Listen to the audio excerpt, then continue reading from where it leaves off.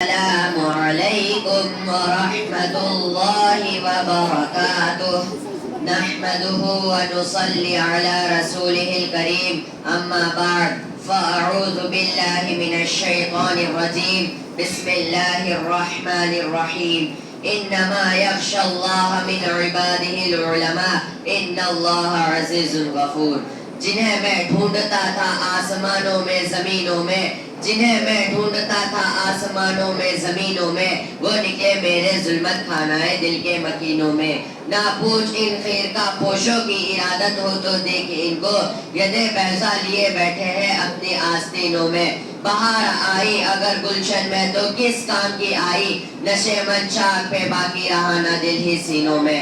محترم حضرات اور صدر جلسہ، آج میں ان یاران باصفا، شہیدان عشق و وفا، وارثان بلال اور سرخیل آزادی کے تذکرے کی سعادت حاصل کر رہا ہوں، جن کا قلب و جگر اسلام کے عظمت سے معمور تھا، جن کے چہرے پر عزم و استقلال کی کرنیں جلوہ فغن تھی، جن کا دل جذبہ جہاد سے سرشار تھا، جنہوں نے اپنی پوری زندگی اسلام کے سربلندی اور اعلاء کلمت اللہ کے لیے وقف کر دی، جن کی ایک تاریخ ہے، جن کی ایک داستان ہے، جنہوں نے ہر دور میں اسلام کی آبیاری کی ہے اور چمنستان اسلام کی طرف بڑھنے والی ہر باد سموم کی راہ میں دیوار آئینی اور سد سکندری بن کر حائل ہو گئے.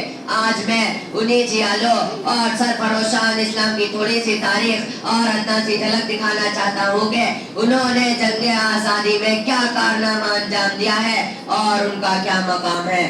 محترم حضرات، جب ہندوستان کی مقدس سرزمین پر انگریزوں کا ناپاک سایہ پڑا اور وہ اپنی شادرانہ و عیارانہ چالوں سے یہاں کے مالک بن بیٹھے، جب باشندگان ہند پر طرح طرح کے ظلم و ستم کے پہاڑ توڑے جانے لگے، جب ہندوستانیوں کو غلام بنایا جانے لگا، جب ہندوستانیوں کا خون ان کے پسینوں سے بھی ارزاں ہونے لگا، تو ایسے نازک وقت میں سب سے پہلے جس شخص نے عالم بغاوت بلند کیا وہ محدث کبیر، امام جلیل، رئیس الاولیاء، فخر چمن، نازش وطن، شاہ عبدالعزیز ابن ولی اللہ محدث دہلوی ہے. یہ وہی مرد مجاہد درویش خدا ہے جس نے وقت سے بہت پہلے مسلمانوں کے نصب العین کا اعلان فرما دیا تھا، جہاں تک پہنچنے کے لیے دوسروں کو ابھی برسہ برس انتظار کرنا تھا. شاہ عبدالعزیز کا فتویٰ کیا تھا؟ ایک برکے بے اما تھا جو دشمنوں کے نقل تمنا پہ گر پڑی، انگریزوں کی نیند حرام ہو گئی، جگہ جگہ آزادی کے شعلے بھڑکنے لگے اور پرچم لہرانے لگے، سینوں میں ولولے مچلنے لگے اور حوصلوں نے انگڑائیاں لینی شروع کر دی. مسند درس پر بیٹھ کر قرآن و حدیث کا درس دینے والے علماء کرام خانقاہوں میں بیٹھ کر اپنے خون جگر سے شمع اسلام کو روشن کرنے والے مشائخ اعظام اپنے مدرسوں اور خانقاہوں کو چھوڑ کر میدان میں آ گئے اور فرنگیوں کے خلاف ایک محاذ بنا کر توکل اللہ منزل کی جانب بے سر و سامانی کے عالم میں نکل پڑے. اور میں اکیلا ہی چلا تھا جانب منزل مگر، میں اکیلا ہی چلا تھا جانب منزل مگر، راہ رو آدھے گئے کارواں بنتا گیا کہ مصداق بن گئے. حضرات، یہ کارواں مسافت طے کرتے ہوئے کس طرح منزل مقصود تک پہنچا، یہ ایک لمبی داستان ہے. اس داستان میں امنگیں بھی ہے اور محرومیاں بھی، عزم و عمل کا جوش و خروش بھی ہے اور شکست خوردگی اور بے چارگی کی افسردگی. مگر اس وصف جنوں کے دیوانوں نے ہمت نہیں ہاری، حادثات و مسائل سے ٹکراتے ہوئے منزل مقصود کی جانب بڑھتے ہی رہے. راستے کی غربت و دوری سے بے فکر، تمانیت قلب و جگر سے مستغنا، پریشانیوں افکار کے احساسات سے بے نیاز، خطرات و وساوس کے گرفت سے بے پرواہ، منزل مقصود کی تلاش میں کبھی عرب و ترکی کی راہوں کو ناپتے تو کبھی روس و افغان کی بادیاں پیمائی کرتے ہیں، کبھی مالٹا کی کوٹریوں میں قیام کرتے ہیں تو کبھی عدالت کے کٹہرے میں کھڑے ہو کر نغمہ آزادی سناتے ہیں، کبھی پھانسی کے پھندوں کو چوم کر منزل کا نشان پوچھتے ہیں تو کبھی ریوالور کی لبلبی پر انگلی رکھ دیتے ہیں کہ شاید گولیوں کی سنسناہٹ ہی منزل کا پتہ بتا سکے. غرض یہ کہ ان دیوانوں نے ہر راہ سے منزل تک پہنچنے کی کوشش کی اور پہنچ کر ہی دم لیا. تاریخ ہند ہم سے کہتی ہے اس بزم جنوں کے دیوانے ہر راہ سے پہنچے محفل تک، بےتابی ان کی عام ہوئی صحراؤں سے لے کر ساحل تک. ہاں، سنگراہ پر لکھتے تھے وہ اپنے دل نادا کا حال، شاید کہ تلاش مقتل میں کوئی پہنچے پتھر کا دل تک. حضرات، یہ واقعہ ہے کہ اگر ہندوستان کی جنگ آزادی میں علماء حصہ نہ لیتے تو یہ ہندوستان کبھی بھی آزاد نہ ہوتا. اگر یہ سرخیلہ آزادی نہ ہوتے تو تحریک آزادی نہ چلتی, تحریک بالا کوٹ نہ چلتی, تحریک ریشمی رومال نہ چلتی, تحریک خلافت نہ چلتی, ہندوستان چھوڑو تحریک نہ چلتی, مقدمہ وہابیہ نہ چلتا, امبالہ سازش کیس نہ بنتا. الغرض علماء کرامی نے اپنے خون جگر سے عروش آزادی کی نابندی کی ہے اور اپنے مقدس لہو سے شجر آزادی کو سینچا اور پروان چڑھایا ہے. چنانچہ 1857 کی جنگ آزادی میں 2 محاذ بنائے گئے. ایک محاذ امبالہ پر جس کی قیادت مولانا جعفر خان نیزری کے پاس تھی, دوسرا محاذ شاملی پر جس کی قیادت حضرت حاجی امداد اللہ مہاجر مکی کے پاس تھی. اس جنگ میں بڑے بڑے صلحاء علماء شہید و زخمی ہوئے. اسی جنگ میں حافظ غامد شہید ہوئے. اس 1857 کی جنگ آزادی میں 2 لاکھ مسلمان شہید ہوئے, جس میں تقریباً 51,500 علماء شامل تھے.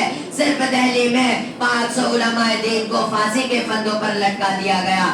بہرحال جب اس جنگ میں وسائل کی قلت اور اپنوں کی غداری کی وجہ سے فرنگیوں کا غلبہ ہوا تو وائسرائے برطانیہ نے اپنے ہندوستانی مشیروں سے رائے طلب کی کہ بتاؤ ہندوستان میں ہماری حکومت کیسے قائم رہ سکتی ہے. تو ہندوستان میں رہنے والے سب سے بڑے سیاستداں ڈاکٹر ولیم یورنی نے جو رپورٹ پیش کی ہے اس میں لکھتا ہے کہ ہندوستان میں سب سے زیادہ بیدار مسلمان ہے اور جنگ آزادی صرف مسلمانوں نے لڑی ہے. مسلمانوں کے اندر جب تک جذبہ جہاد موجود ہے اس وقت تک ہم لوگ ان پر حکومت نہیں کر سکتے. اس لیے جذبہ جہاد کو ختم کرنا ضروری ہے اور جذبہ جہاد کو ختم کرنے سے پہلے ایک اور چیز کا ختم کرنا ضروری ہے اور وہ یہ ہے کہ ہندوستان سے علماء اور قرآن کو ختم کر دیا جائے. چنانچہ 1861 میں 3 لاکھ قرآن کریم کے نسخے بدبخت انگریزوں نے جلائے. اس کے بعد علماء کو ختم کرنے کا فیصلہ کیا. انگریز مورخ مسٹر ایڈورڈ ٹائنسن اپنی یادداشت میں لکھتے ہیں کہ 1864 سے لے کر 1867 تک انگریزوں نے علماء کو ختم کرنے کا فیصلہ کیا. یہ 3 سال ہندوستان کی تاریخ میں بڑے المناک سال ہیں. ان 3 سالوں میں انگریزوں نے 14,000 علماء کو تختہ دار پر لٹکا دیا. ٹائنسن کہتا ہے کہ دلی کی چاندنی چوک سے لے کر خیبر تک کوئی ایسا درخت نہ تھا جس پر علماء کی گردنیں نہ لٹکی ہو. ٹائنسن کہتا ہے کہ علماء کے جسموں کو تانبے سے داغا گیا. ٹائنسن کہتا ہے کہ علماء کو سوروں کی کھالوں میں بند کر کے جلتے ہوئے تنوروں میں ڈالا گیا. ٹائنسن کہتا ہے کہ علماء کو ہاتھیوں پر کھڑا کر کے درختوں سے باندھ کر ہاتھیوں کو نیچے سے چلا دیا گیا. ٹائنسن کہتا ہے کہ لاہور کی شاہی مسجد جس کے صحن میں انگریزوں نے پھانسی کا پھندا بنایا تھا اس میں ایک دن میں 80 علماء کو پھانسی دی جاتی تھی. ٹائنسن کہتا ہے کہ لاہور کی دریائے راوی میں 80 علماء کو بوریوں میں بند کر کے ڈال دیا جاتا اور اوپر سے گولیوں کا نشان بنا دیا جاتا. ٹائنسن کہتا ہے کہ جب میں اپنے خیمہ میں پہنچا تو مجھے مردار کی بدبو محسوس ہوئی. میں اپنے خیمہ کے پیچھے چلا گیا تو کیا دیکھتا ہوں کہ آگ کے انگارے دہک رہے ہیں اور 40 علماء کے کپڑے اتار کر ان انگاروں پر ڈال دیا گیا. میرے دیکھتے ہی دیکھتے 40 علماء کو اور بلایا گیا. میرے ہی سامنے ان کے کپڑے اتارے گئے. انگریز نے کہا مولویوں جس طرح ان 40 کو پکایا گیا اسی طرح تمہیں بھی پکایا جائے گا.